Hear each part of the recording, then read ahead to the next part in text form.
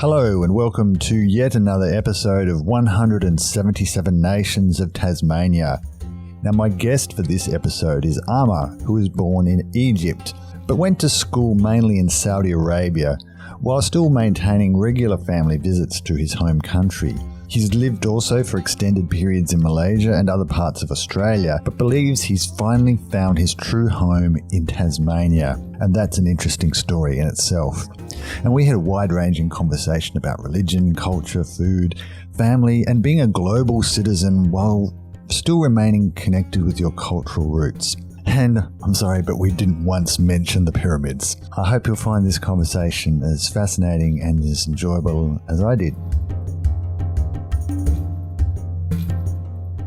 I was born in Egypt, in Alexandria, which is in the north coast of Egypt. It's a beautiful place, a lot of history there. I didn't really grow up in Egypt, though. I left when I was about 4 years old. My family moved around, and we ended up in Saudi Arabia. My dad's a doctor, and at that time, basically moving out of Egypt into sort of more financially lucrative parts of the world was very common. And we ended up in Saudi Arabia, and we lived in Jeddah. I spent pretty much my entire childhood and into my teenage years living in Saudi Arabia. And living in Saudi was very interesting.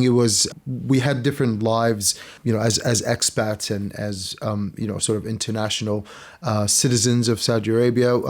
We kind of all lived in different communities. I went to different schools, and that's sort of where you can pick up a little bit of an American accent. I went to the American school in Jeddah, and a lot of sort of international school kids sort of tend to do that as expats in the Middle East. So that was sort of the majority of my childhood. I graduated high school at around 17 and decided to leave home. And do you have any memories from Egypt when you were young? There's a few very sort of key and core memories that are very, very fond memories of my childhood. A lot of them are spent with my grandparents and my aunts, particularly on my mother's side. I spent a very, very long time living with them, actually.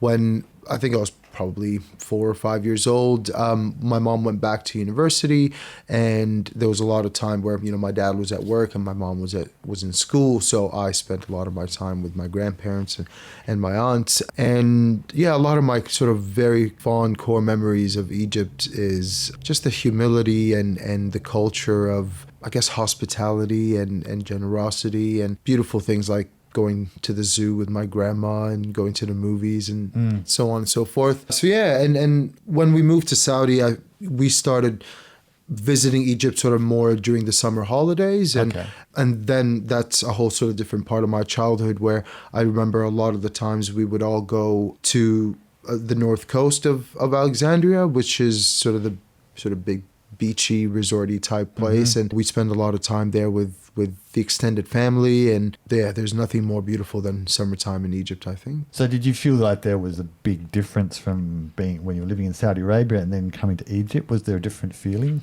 Absolutely, yeah. It was like two different worlds, to be honest with you. Saudi Arabia is very religious. It's quite conservative, and it's quite restrictive in its culture.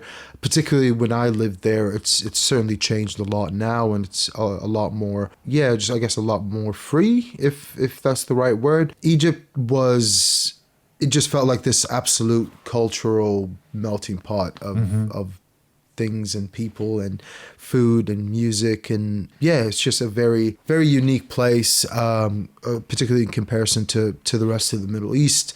I think North Africa and the Middle and the Gulf region are, while very close and most people would assume are exactly the same, are vastly different. Actually, the North African culture is this beautiful amalgamation of the African culture, the Middle Eastern culture, the Islamic culture, and the European culture that has sort of come through North Africa, whether it was, the English and the French and the Italians and the Greeks, and even before that, the Ottoman Empire and the Persian Empire, and all of that just brought so much culture to that very, very old part of the world. And yeah, so that definitely, you can feel that in everything you do there, and in the places you go, the people you talk to, the food you eat, the activities that you do, and it's very different to the culture in the Gulf region, which is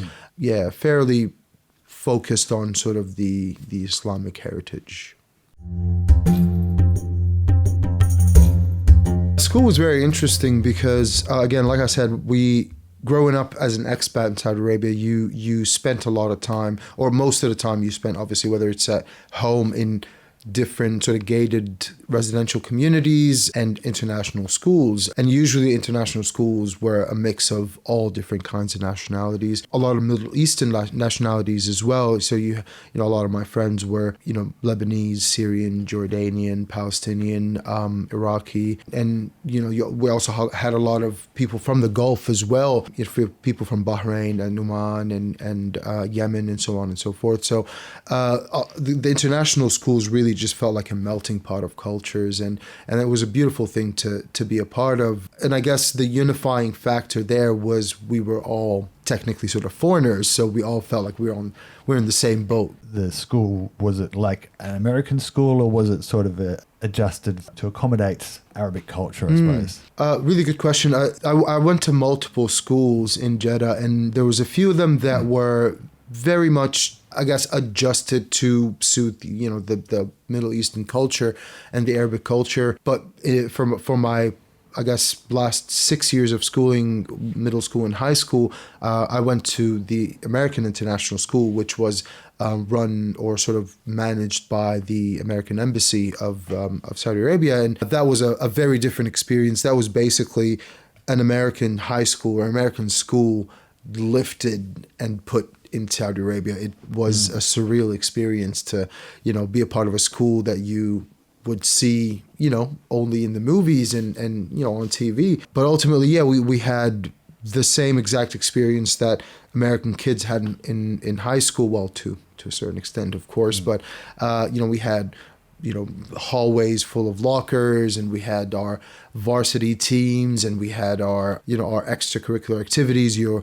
wood shop and your drama and your band and so on and so forth. So I actually did a lot of that growing up. I did I did wood shop, I did drama, I was in band class for a few years. So yeah, it was just an incredible experience in Saudi Arabia. So it felt like we never really lived the Saudi culture. We all lived a very different, almost sheltered culture growing up. Yeah, I can understand what you mean by surreal then, because you're at a school which is American, you're Arabic but not from that country, but you're living in an environment surrounded by this quite conservative sort of Arabic Islamic culture, but it's not the same as the one you're from. Yeah, exactly. Which, what I guess, thinking about it now retrospectively, it's exactly why I am the way I am. I've become this person who can adapt to any situation, communicate and build relationships with any kind of people from any part of the world, from all walks of life. And that's probably because I had to do that at a very young age. And I grew up in an environment where you just had to adapt, and you had to figure out who you were in relation to all your external sort of environments. When you were at school, did you have any plan or dream for how you saw your future? No, not particularly, because I've always been a kid that had a lot of different interests and a lot of different passions, and every few months I'd have something that I was very excited about, and I'd get really into that and, drop it after a little while or whatever. So I was always a kid that didn't really know what they wanted to do. I wanted to do everything. So I never really had a very clear vision for what my future was. But growing up in Saudi, which was very different to who I was as a person, in terms of, I guess, a lot of the values that were prevalent in that culture at the time didn't really, I guess, it went against a lot of my values. So one of the things I definitely knew was I needed to get out of Saudi Arabia. I needed to, leave the Middle East. I need to go somewhere that I could probably be a little bit more myself and find myself a little bit more, and yeah, I guess as soon as I graduated high school, I went to Southeast Asia, and I lived in Malaysia for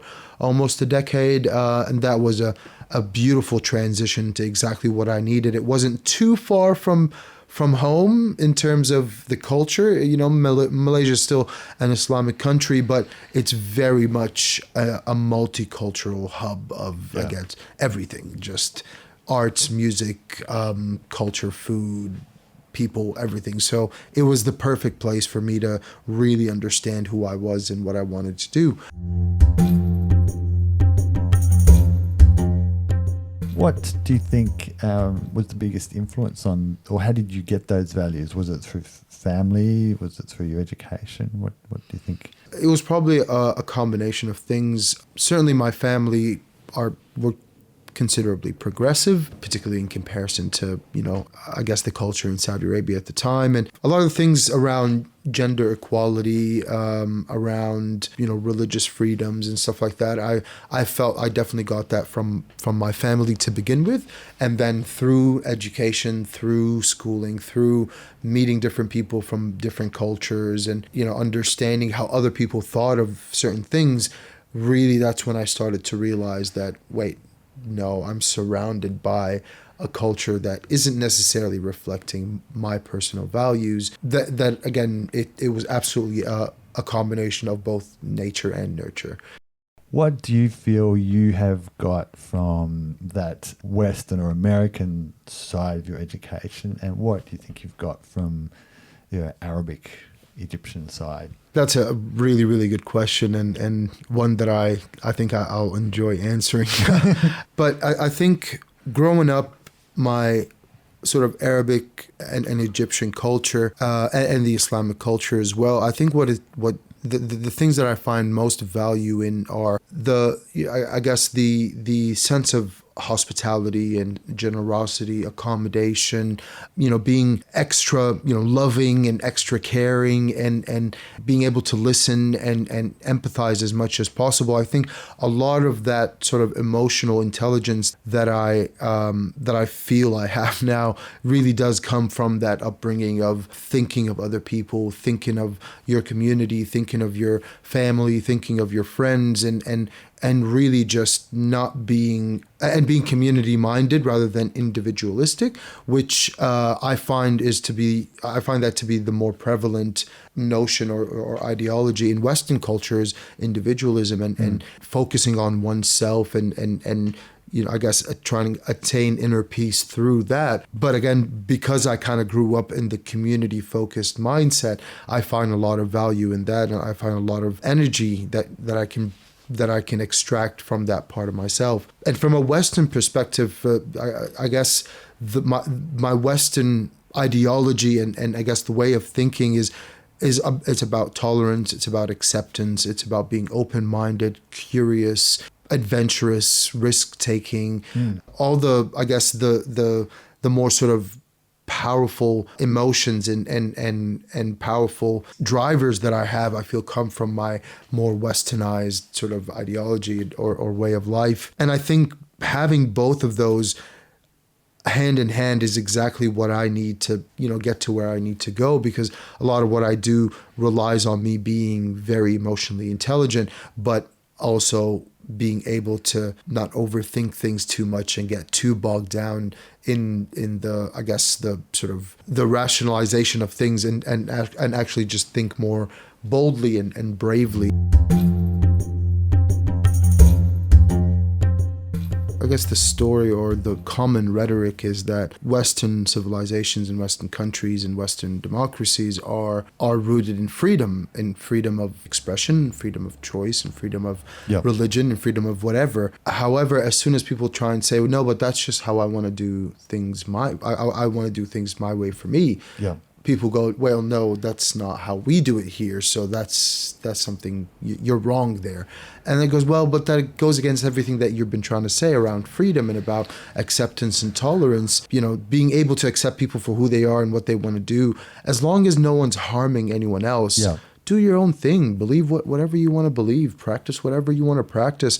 And I think that's the only way that there's going to be any sort of assimilation. I don't think assimilation means giving up what you believe or what you do. Yeah. It means adapting to the situation that you're in, adapting to the culture that you're in. If something isn't appropriate in the culture that you're in, it's only respectable to, understand why. And even if you can't understand why, accept that that's just how things, need to be. And as long as you're not breaking any rules and you're not, hurting anybody, do whatever you need to do.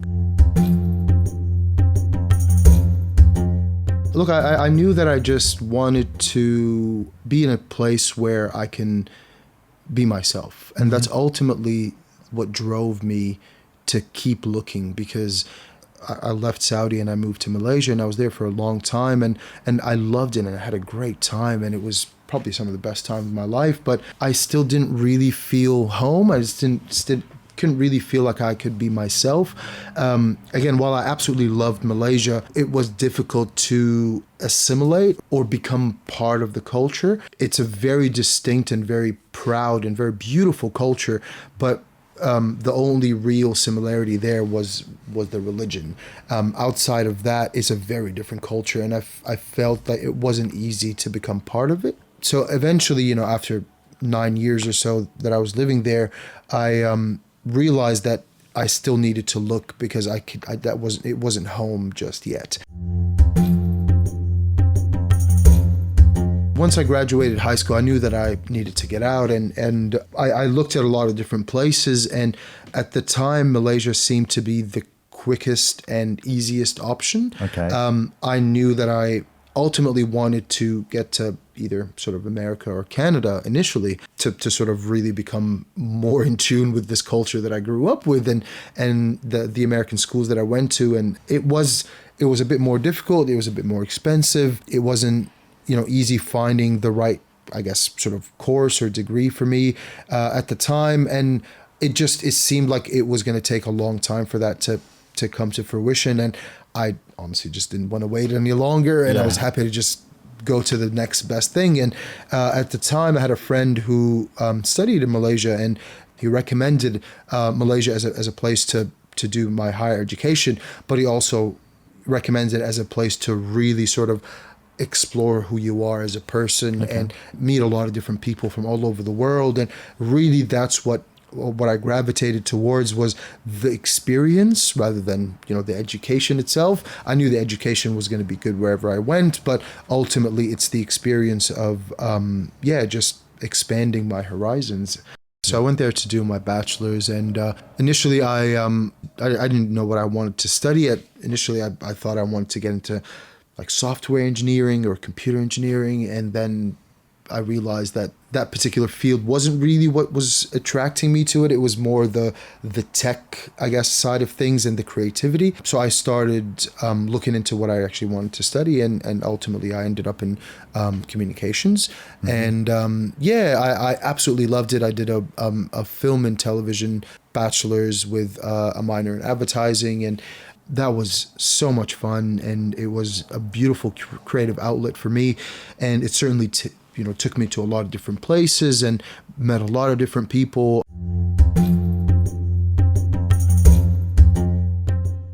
I mean, look, I've lived in other parts of Australia as well. So when I first moved down, I lived in Queensland for a couple of years. That's the reason I moved here was to do my to do my master's, and I did my master's at Bond University in Gold Coast in Queensland, and I quickly realized that wasn't really where I needed to be as well. And a lot of it has to do with the fact that it's extremely hot, and I'm not a big fan of the heat, to be honest with you. Yeah, right. But you were 9 years in Malaysia and Saudi Arabia. Yeah, I've lived in some of the hottest places in the world, but I don't like it. I've never liked it. So, I guess subconsciously I've been moving south my entire life. If you trace my journey from North Africa all the way down to Tasmania, I've just been trying to escape the heat. But ultimately, it's, Queensland was, again, just not really the place where I felt myself. I didn't fit in as much as I wanted to. And then I decided, you know what, I'm going to move to the big cities. So I moved down to Melbourne. And again, just to give you an example of the risk-taking I guess, adventures that I've been on. I moved from Queensland to Melbourne with no job, no house, nothing locked in, just packed my bags and moved down and got an Airbnb where I stayed for, a few days and then found a tiny little room somewhere where I stayed for another sort of few months. And then I found, a better place to live and so on and so forth once I did actually get a job and whatnot. So very much about making a decision and following it through with, I guess, the sort of the guidance of my instinct and my gut feeling. So, I lived in Melbourne for about 4 years, and I felt that I actually probably felt like I didn't fit in most in Melbourne. Right. Which is ironic because Melbourne is the place where most people fit in. It's the place where most people find their niche or find, their circles or their tribes. And I felt so anonymous and faceless and really disconnected from community living in Melbourne.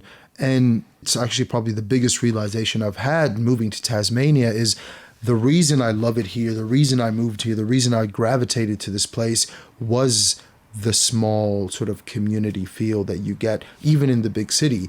I walk down the street in Hobart and I'm saying hello to people I know almost every single day. I know the shopkeepers around, your local grocers, your local butcher, this and that. And it's just a beautiful, beautiful community, even though it's a city. Hobart is very much a city, but it still gives you that beautiful community vibe to it. And that's sort of what I realized leaving Melbourne was I'm someone who absolutely craves community, who craves being around my people, being around people who are like-minded, who are passionate, who are honest, who are down to earth. And that's the most beautiful thing I found about Tasmania is this place has very few egos, which is extremely the opposite of what life in Melbourne was like. And did you come down here with a job or did you just decide to come here and give it a go? Interesting story again, because it's almost impossible to get a job in Tasmania if you're not in Tasmania.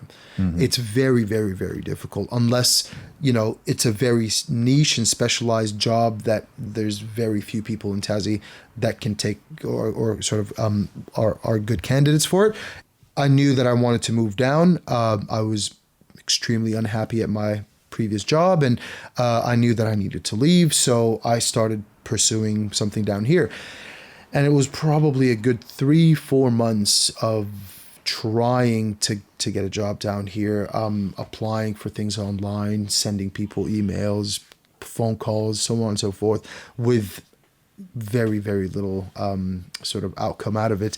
So I decided to come down here for, I think it was a week. So I got an Airbnb somewhere and I was here for a few days. And what I did was I just ended up going to all these different agencies, all these different businesses, sending out cold emails and making cold phone calls. It was a very, very fortuitous opportunity that came to bearing where I went and visited my previous agency now and had a chat to the fine people there. And basically it was an opportunity that had just come up that week or the week before, where a person that was working there very short notice had decided to leave and they needed to fill that role quite urgently. So they weren't even advertising for the job. It was still very, very fresh. So I kind of walked in and had an interview, which led to a job and led to 2.5 years of me with that agency and an absolutely fantastic time. Yeah, certainly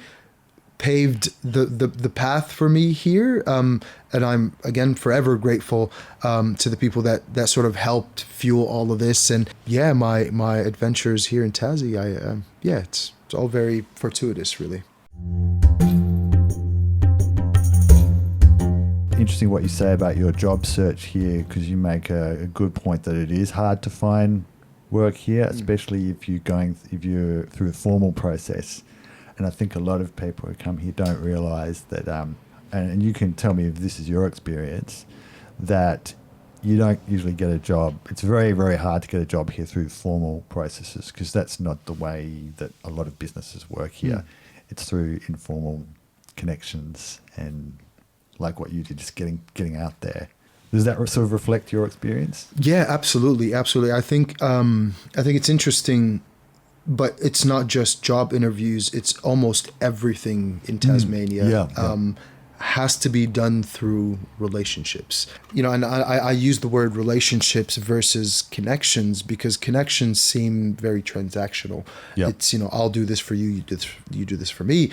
But what I realized in Tasmania is you build relationships that are at any point in time mutually beneficial to you and to the other person. And these relationships aren't based on transactions. They're based on some sort of emotional exchange. And ultimately that is what will lead to, a job or, business outcomes or, someone doing you a favor or someone helping you out for whatever reason. It all comes down to the relationships that you build in Tassie. And the formal stuff is there as, I guess it's the standard process that you have to go through things. So how does that culture in the Middle East compare to here? Is it something that's familiar? I think, again, it's different in different places within the Middle East. I think Egypt is fairly similar to Tasmania in the sense that your relationships will get you everywhere. In Saudi, it was certainly not the case. While relationships certainly do, it was more connections. It was more, I guess, massaging egos and, schmoozing is probably a good word for it as well. It's basically, it's a power play with things like that. So it does come down to that exactly. It's the fact that power is interpreted differently in different places, and within that Saudi culture, power is a very big thing, and it's also something that's reflected through everything that happens there. Religion's very interesting to me because religion really is a way of thinking. It's a way of interpreting the world. It's not necessarily a culture. It's not necessarily something that should influence every single part of who you are. I think it should influence a lot of the things that you think if you choose to believe it in, obviously. But that's the real sort of massive difference there to me is when religion becomes government and religion becomes culture, that is not religion. That's a tool for population control and so on and so forth, versus when religion is an individualistic ideology and you believe it if you want to, you don't have to believe it if you don't want to, and you just make sure that people are living their lives the way that they feel is fit for them. That fear-mongering, that sort of tribal mentality really seems to dissolve once you kind of get to that point where you realize that religion is not really a method of ruling people. It's a method of living your life, however way you interpret it. It seems to have calmed down a bit the last few years, but there was a point where there was a lot of anxiety about Muslims and everyone seemed to be an expert suddenly. I remember being at a barbecue here once, maybe. It was probably when the Iraq War was still happening, and this woman said, she's just telling me all about Muslims. Oh, they're this and that, and they won't fit in. And I said, have you actually ever met a Muslim? She said, oh, no, but I know. This is sort of the attitude that was around for a while. Yeah. And I realised that so many people, they knew nothing. They never met a Muslim. And from my experience teaching these Saudi students, I started off with a kind of a bit of a stereotype, but you keep an open mind. But then I realised that religion never comes up. It's never an issue in the classes. There are cultural things with them from their upbringing, but the religious aspect it isn't an issue that people think it is. Yeah, and look, while I absolutely do not condone racism in any way, I do understand it from a psychological perspective. You know, I do understand that people are generally just scared. They're scared of what they don't know. They're scared of what they don't understand, and that's where a lot of hate and a lot of racism comes from. It comes from absolute ignorance and fear towards the uncertain, the unfamiliar, the unknown.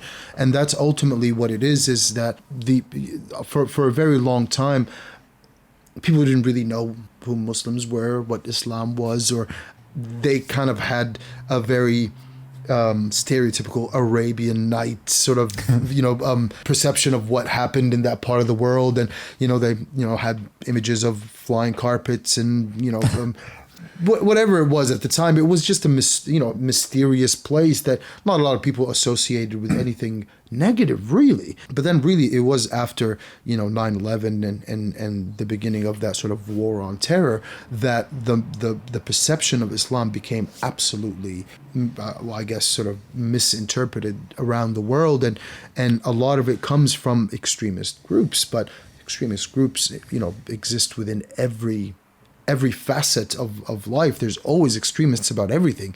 It's not a religious thing. It's a individualistic thing as well. You know what I mean? But I completely understand what you mean around, people thinking they know what Islam is, or people thinking they know who Muslims are.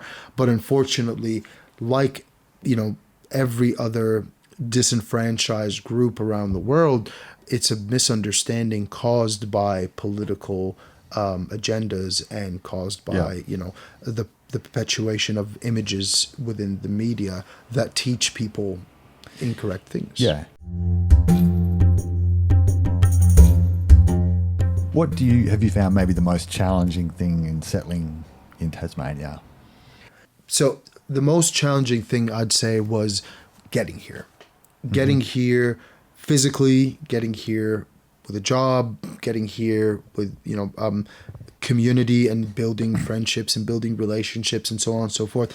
But once you're here and once you're in it and once you start doing what you need to do, it's incredibly easy. It's incredibly easy to fit in. It's incredibly easy to make connections and form relationships. It's incredibly easy to be successful in Tasmania, believe it or not. A lot of people find that it's more difficult being successful here, but I think it's because a lot of people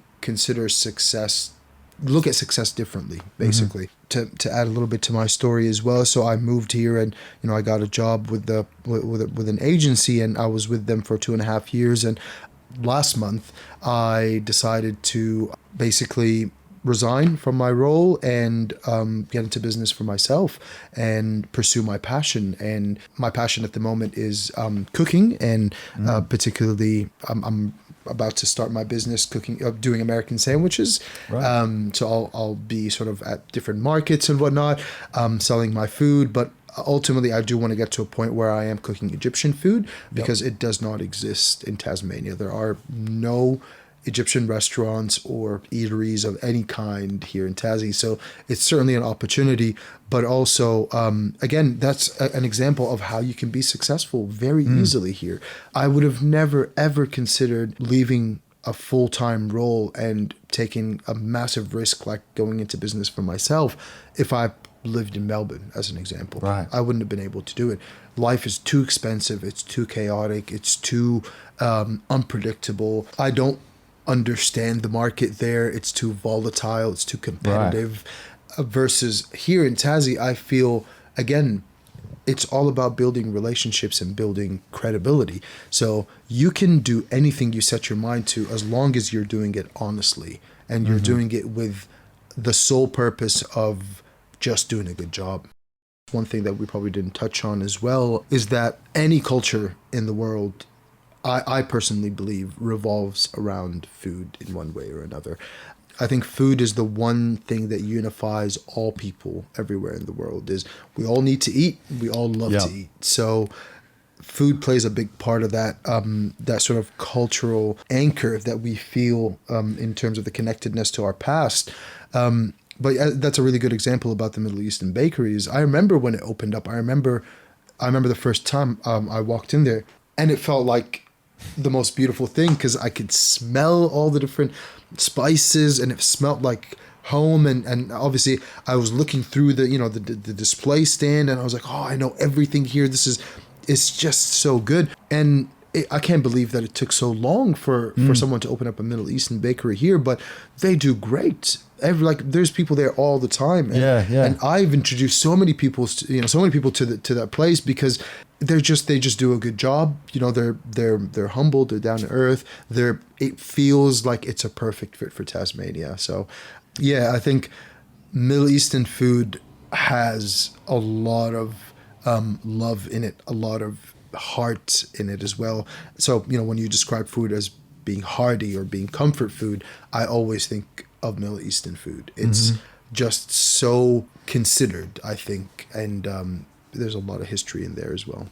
Yeah, and also food has, we have strong emotional connections to particular, like a dish that our mother cooked when we were kids, and especially when you're far away from home. And I'm saying this because so many people I've talked to have mentioned things like this. There are, there's a real emotional power to being able to cook a particular dish here that you've missed because your mum's over in Turkey or somewhere and you want to, it connects you to this place where you used to be. Yeah, well, I mean, interestingly enough, my partner was visiting last week. She lives up in Launceston. So she was over, and because we just started Ramadan, I decided to sort of cook something a little bit more traditional and something that just reminds me of home. And she absolutely loved it, and she got into it, and she was helping me cook and so on and so forth.